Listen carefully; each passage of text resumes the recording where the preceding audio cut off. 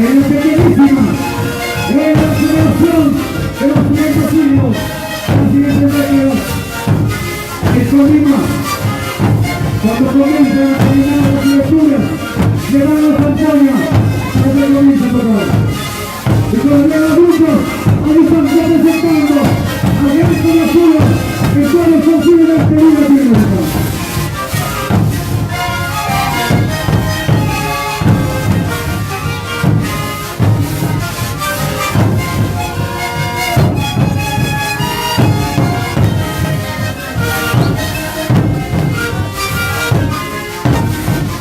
El señor Guillermo, a los siguientes, intendente, representativo de Cantón.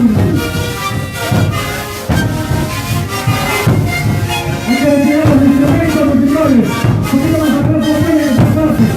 No puede pasar por la media, no puede pasar por los instrumentos, por favor.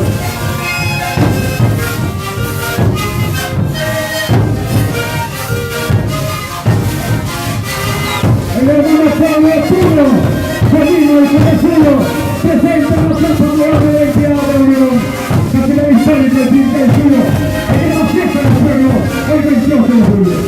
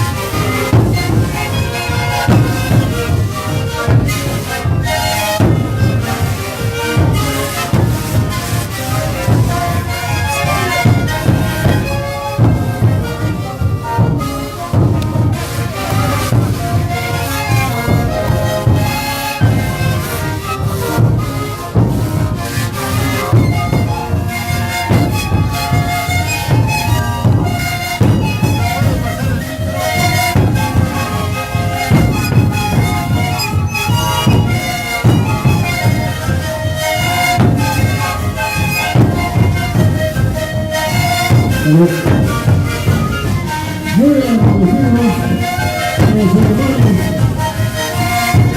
como se ha invitado a esta gran fiesta de la fiesta del sol.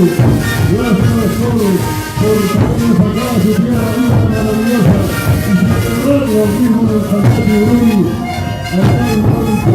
Muchas gracias de todas maneras, amigos del Santoña Ururi de Colima, que viva la gente.